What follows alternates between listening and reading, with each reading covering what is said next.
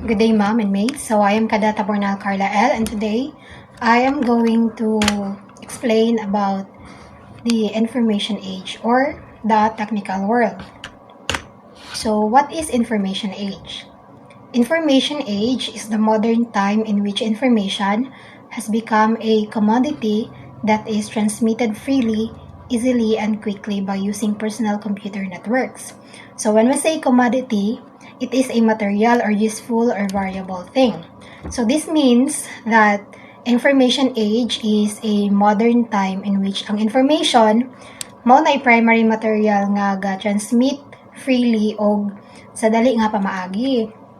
And it is because sa paggamit og kining personal computers. So this period is also called the computer age, digital age, and the new media age. So it is the period that started in the last quarter of the 20th century. So ang nagpropose ani nga theory kaning information age is si James R. Messenger. So ang iyang ingon nga information age is a through age based upon the interconnection computer via telecommunications with this and information system is ga-operate either real-time or kanang naay mga needed basis or emergency. So next is the history and emergence of the information age. Nakaingon diri nga as man evolve, ang information in its dissemination has also progress in many ways. So sa ga-evolve ang mga tao, ang mga information dayon ang kanang ga-disseminate siya, ga-progress gyapon siya in any ways. So bisag unsa nga mga kanang way. Then kaning table below traces the history and emergence of the information age. Muni ang sa 3000 BC diri nag-emerge ang Sumerian writing system used pictographs to represent words. So muni katong kaning sa cuneiform. So muna siya no picture ilang gina-carve dito. Dayon ang dayon sa 2900 BC. So BC means before Christ. So beginning of Egyptian heliographic writing. So ang heliographic writing mo na siya katong mabantayan ninyo kanang naay mga symbols or animals like birds, bitaw snakes, mo na siya. Dayon dayong sa 1300s BC mo na siya ang tortoise shell and oracle bone writing were used. Muni katong ang kaning kuan sa shell sa tortoise or sa turtle kay may na ginagamit para dito sila mag-carve. Dayon kaning 500 BC papyrus roll was used. So papyrus is plant na siya tapos modern na ilang ginagamit. Dayon mo lang kanang ginagamit nila sa rope tapos sa mga basket o sa sandals kaning papyrus. Dayon sa 220 before Christ, Chinese small seal writing was developed. So kaning mga Chinese nga bitaw ilang sinulatan dagan kay mga gaway-gaway. So dira nag-emerge nga time. Dayon next is kaning 100 AD. So when we say AD mo na ang meaning ana is Anno Domini, which is a Latin word. Ang meaning ana in English is in the year of our Lord. So 180 dira na ang book. So aning book ginaano siya as parchment codex. Dayon kani siya kay papyrus gyapon ang ginagamit ani pero ginaano siya ginausa kay para maka-create siya og maka-create siya og book or mga daghan kingali mga pages. Dayon next is kaning 105 AD or Anno Domini. So sa 105 AD, ang na-create ani is a woodblock printing and paper was invented by the Chinese. So ang Chinese ani naka-create sila og woodblock printing. Muna to kung kakita na to sa gara sa salida, kanang sa mga karaan nga salida nga nasilay ka ng painting materials, nga wood, ang ginagamit nila. Tapos ka na ding paper, nga ilang ginakuan pintahan. Dayon sa year 1455, si Johannes Gutenberg invented the printing press using movable metal type. So kanina dayon diri nga time is kanang dili na siya wood ang printing, ang kuan kanang dili pa rin sa 100 AD nga wood block printing lang. So kanina yung sa 1455 year morning na na-emerge na dayon ang kaning movable metal type na printing press. So next is the year 1755. Kani nga time si Jamal Johnson's dictionary standardized English spelling. So dili na nagsugod atong mga kuan kani mga spelling sa English na siya mga standard. Dayon next is 1802 is the Library of Congress was established, invention of the carbo arc lamp. Kaning sa 1824, research on persistence of vision published. Then sa 1830s, first viable design for a digital computer. Augusta Lady Byron writes the world's first computer program. So din no nagsugod ng mga computer. Dayon pagka 1837, invention of the telegraph in Great Britain and the United States. So nag-start na rin diri ang mga telegraph. Dayon next is 1861, motion pictures were projected onto a screen. So din nag-start ang kanang mga videos, mga movies nga nanay mga motion pictures. Dayon pagka 1876, si Dewey Decimal System was introduced. Dayon 1877, Edward Muybridge demonstrated high-speed photography. So mo ni katong ginaano niya kanang kabayo nga gadagan. So nabuhat niya kaning high-speed photography because gusto niya i-prove ang kaning kabayo ang gadagan nga kanang ang mga legs ana are off the ground simultaneously kay balik mag-ana-ana. Kailangan niya i-picture mo itong nag-create siya og high-speed photography. Pero katong first nga iyang gikuan is siya na wala na success. So nakutunan po siya and na success ra gid niya. Dayon kanida yung 1899 rather. So first magnetic recording were released. Diri na ni kaning mga mag-preserve og sounds, picture, and data in the form of electrical signals. So maning magnetic recording. Dayon sa 1902, motion picture special effects were used. So ang kaning si 1902 na mga special effects ang ginagamit sa motion pictures. However, diri sa kanang 1861, motion pictures pa lang ang ginagamit, wala pa yung mga special effects. Dayon, sa 1906, si Lee D. Forrest invented the electronic amplifying tube or triode. Kanang muna siya kanang mga electronic amplifier, mga nana. Dayon, sa 1923, television camera tube was invented by Zorkan. Dayon, 1826 is first practical sound movie. Kaya dayon evolve na din about sa mga motion pictures. Dayon na lang kanang practical sound movie. Then pagka 1839, regularly scheduled television broadcasting began in the US. Na mga television broadcasting which is nagbigan sa nagsugod sa US. Dayon pagka 1940s, beginning of information science as a discipline. 1945, Van Nevar Bush foresaw the invention of hypertext. So when we say hypertext, mag-familiar naman siguro na sa ito, kaning muna siya katong pag i-click nimo ang word is na magawas nga kanang similar ana niya. Dayon kaning 1946 is ENIAC computer was developed. Dayon 1948, birth of field of information theory proposed by Claude E. Shannon. Then 1957, the planar transistor was developed by John Horn. So, ang kaning planar transistor, muna siya ang create connecting lines by depositing metal, conductor, or electronic switches kanang pag mag-on and off mo sa switch sa inyong balay. So, muna siya. Tira nag-start. Dayon, 1958 is the first integrated circuit.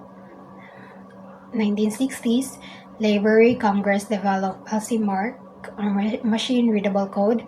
Then 1969, the Unix operating system was developed which could handle multitasking. So, mo na ni kaning nanay mga tab, mga kanang pwede ka busy, pwede ka mag-search lang, pwede ka mag-answer, tapos mag-on. Ayan kay mga tabs na pwede na ma-open. And kaning 1971, Intel introduced the first microprocessor chip. The 1972, optical laser disc was developed by Philips and MCA.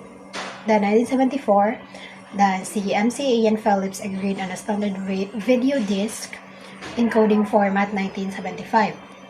So, pag 1975 dayon, Altair Microcomputer Kit was released. First personal computer for the public. So, dari na din ka time nga din ang first personal computer. Then, 1977 is the Radio Shack introduced the first complete personal computer.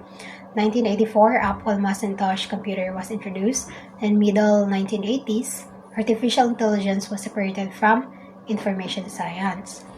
1987, HyperCard was developed by Bill Atkinson receipt box metaphor. 1999, 450 complete works of literature on one CD-ROM was released. Then, mga January 1997, RSA, Encryption and Network Security Software, Internet Security Code cracked for a 48-bit number. So, the inventions and innovations of information age. So, the pictures above composed of the inventions and innovations. The first picture is the personal computer. Second is the internet. Third is the fiber optic cables. Fourth, Intel. Then followed by the World Wide Web, the email, GPS, caller ID, mobile broadband, and text messaging. So, wala nakabutang dila text messaging kay aware na magitana kung ito na. Then, by the 1980s, personal computers became a must-have piece of equipment in homes, businesses, and schools. So, next presenter is Lorimay Hore. So, good morning everyone. My topic is all about the computers and its type. So, what is computer? A computer is a device that transforms data into meaningful information. It processes the input according to the set of instructions provided to it by the user and gives the desired output. Computers are of various types and they can be categorized in two ways: on the basis of size and on the basis of data handling capabilities. So, there are 10 types of computers: the supercomputer, mainframe computer, mini computer, workstation computer, personal computer or PC, server computer, analog computer, digital computer, hybrid computer, and lastly, the tablets and smartphones. First is supercomputer. When we talk about speed, then the first name that comes to mind when thinking of computer is supercomputers. They are the biggest and fastest computers in terms of speed of data processing. Supercomputers are designed such that they can process a huge amount of data, like processing trillions of instructions or data just in a second. This is because of 1,000 of interconnected processors in supercomputers.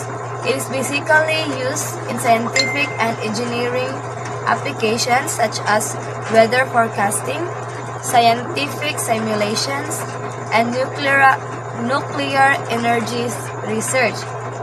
It was first developed by Roger Cray in 1976. Next is the mainframe computer. Mainframe computers are designed in such a way that they can support hundreds or thousands of users at the same time. It also supports multiple programs simultaneously, so they can execute different processes simultaneously. All these features make the mainframe computer ideal for big organizations like banking, telecom sectors, and etc., which process a high volume of data in general. Next is the mini computer. Mini computer is a medium-sized multiprocessing computer. In this type of computer, there are 2 or more processors, and it supports 4 to 200 users at one time. Mini computer is similar to microcontroller. Mini computers are used in places like institutes or departments for different work like billing, accounting, inventory management, and etc.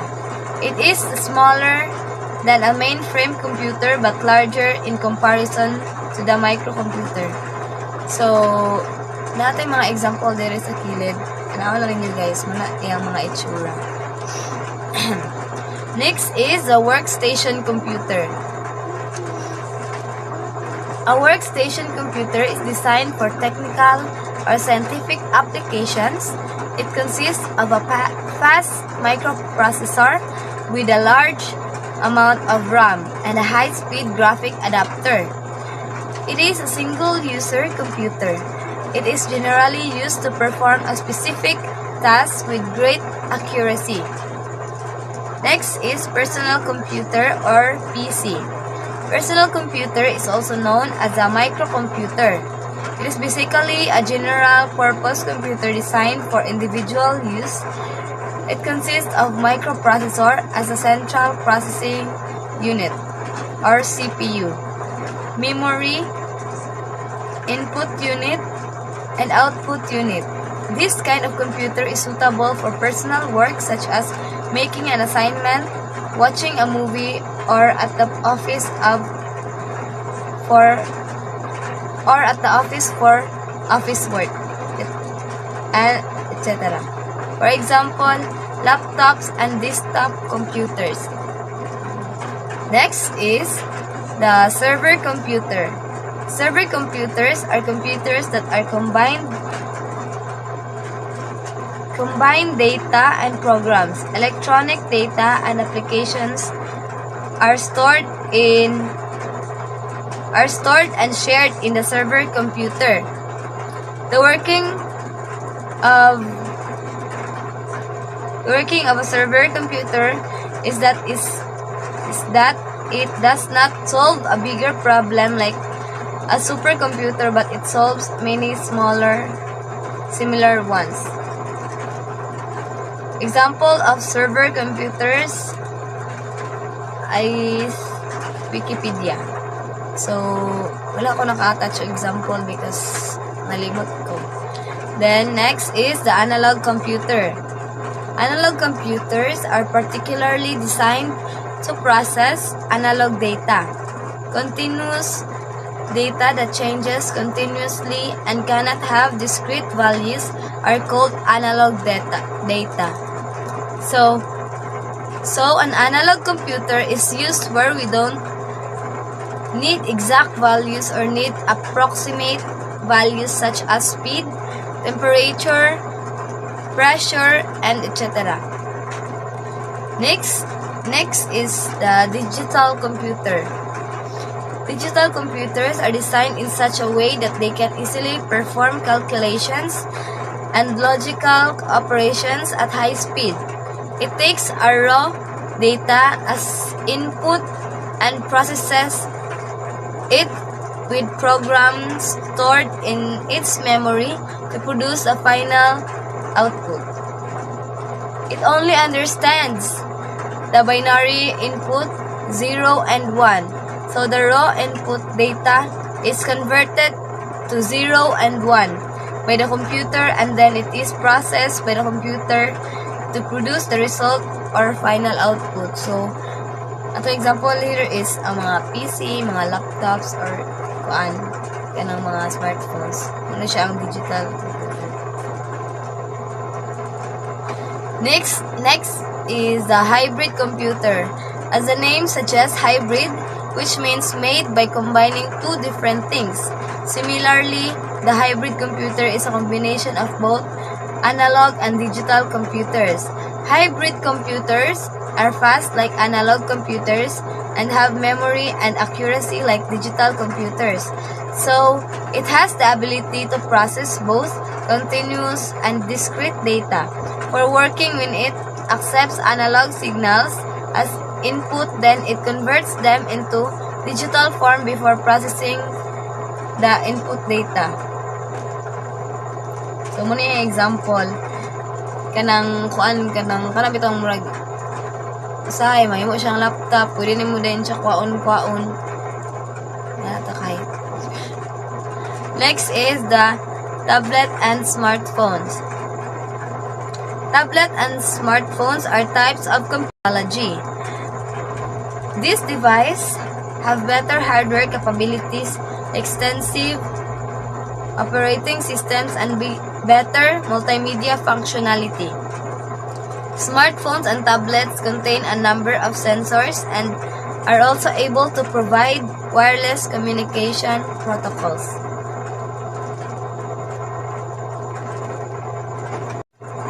So my next topic will be the World Wide Web, or the WWW. So the World Wide Web, commonly known as WWW, is an information system that has every data stored within web servers, and it stores all the website or web page that people can access through the internet. Furthermore, the World Wide Web is a component of the web. People can use the World Wide Web for communication, studies, and research. It helps people by providing all the information for our work and help us to communicate with people who are miles away. It is the revolutionary invention that has made everyone's life much easier than before. So, history of World Wide Web. World Wide Web was invented by Tim Berners-Lee, a British scientist who was also known as the father of World Wide Web. He invented it in 1989. At the time, he was working at CERN. His idea was to introduce World Wide Web to combine the developing technologies of computers. He wrote the first proposal of the World Wide Web in 1989. Then the second proposal of World Wide Web was made in 1990. And the second proposal, Tim Berners-Lee defined the principal concept of the World Wide Web, in which he cleared the concept of web. Tim Berners-Lee and Rosemary Leth both co-founded the foundation of the World Wide Web in 2009. The reason behind the foundation was a secure web for all, and which is authorized for whole population. So, there are 10 examples of World Wide Web. First is website, online shopping, online banking, virtual education, virtual entertainment, virtual news and information, web application, email, social media, and lastly, the virtual research. So, why is World Wide Web important? It is important because everyone is using it and taking advantage of it. It makes everyone's life easier than anything else. We can use the World Wide Web for education, businesses, and to search queries that any general person could have.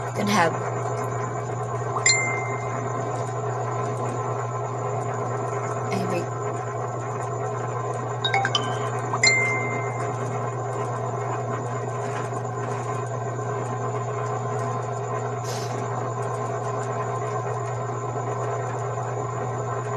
So, www has authorized data sharing all over the globe through the internet so that any user can use it simply. The World Wide Web stored all the data of websites collected from across the world. The www is very important and has become the important part of everyone's life. You are reading this article only because there is World Wide Web. So, here is why World Wide Web is important. So, communication. It helps connecting with people who are living far away. Online education. Supports students, businessmen work with the choice of their suitable places. World Wide Web used for business. Helps to build business brand identity that will expand your business after reaching your primary audience. It is possible with the World Wide Web. Virtual meetings or internet calls assist in building communication, although permits humanity to contact from one place to another without moving. Instant global information serves the population by giving every information that happened second before. Virtually expand company offers multiple places to expand your business while saving bucks through social media platforms. Sell goods on screen saves money by cutting costs. Consumers can purchase fast and anything without worrying about it if the product is not available in the shop. Exploring anything virtually can surf the World Wide Web from anywhere to get information about the topics they need correct answers on. Internet-based entertainment. The World Wide Web is a great source of internet-based entertainment as you can watch free videos and movies on YouTube or listen to podcasts. Post commercials. Benefits the business by posting commercials through social media platforms and Google Ads. What are the advantages of World Wide Web? So, World Wide Web is very advantageous and important for everyone. Here are few advantages of World Wide Web. You can learn anything on www without spending a penny. Exchange big data files on the World Wide Web. Can access it from anywhere or anytime. Earn through the World Wide Web. Reduce the expenses of publicity. World Wide Web can also have some disadvantages. Once your data is on www, then anyone can access your data, which is very dangerous. So, what are the three fundamentals of World Wide Web? Now, here is the list of three fundamentals of World Wide Web. First is the HTTP or the Hypertext Transfer Protocol. It is the list that comprises criteria for transmitting the intelligence file system and hypermedia communication of web. Next is the HTML or the Hypertext Markup Language. Also known as Standard Markup Language, basically it is planned to be demonstrated on the web. URL or the Uniform Resource Identifier. In simple language, we know it by URL. It is used for... Good day everyone, good day ma'am. I am Cadet Asignaro and I am the next reporter. My topic is all about the risk of social media or the possibility of something bad happening or the effects of social media. So first is the cyberbullying and harassment. So online abuse, social media provides a platform for cyberbullying, harassment, and online abuse, which can have severe emotional and psychological consequence for victim. Next is spread of misinformation or the fake news. So social media facilitates the rapid spread of misinformation, rumors, and false narratives influencing public opinion and decision-making process. Next is the addiction and mental health impact. So social media addiction. Excessive use of social media can contribute to addiction, impacting mental health and well-being. Negative social comparison, contact, exposure of curated content may lead to a social comparison, contributing to feelings of inadequacy and low self-esteem. Next is security risk, phishing and scams. Social media is a potential platform for phishing attacks, scams, and other forms of cyber threats. Account hacking, unauthorized access to user accounts possess security risks, including identity theft and unauthorized data access. So the last is online predators. So exploitation of minors, social media platforms attach online predators who exploit vulnerabilities, particularly targeting minors.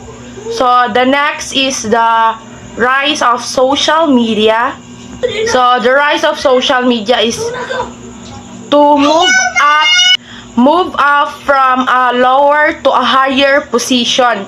So first is the information dissemination, so news and updates.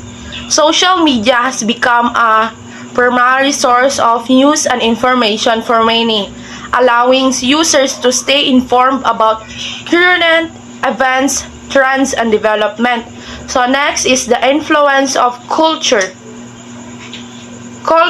trends. Social media platforms contribute to the rapid dissemination of cultural trends, including fashions, music, language, and lifestyle.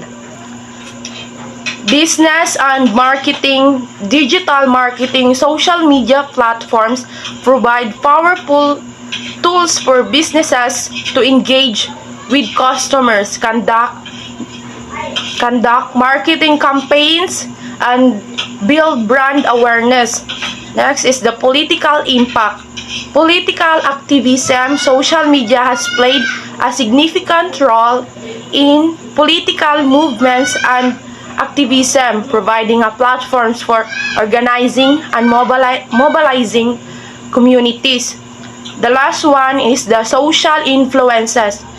Peer influence. So social media platforms contribute to social influence with individuals, often influenced by opinions, behavior, and preference for their online connections. That's all, ma'am. Thank you.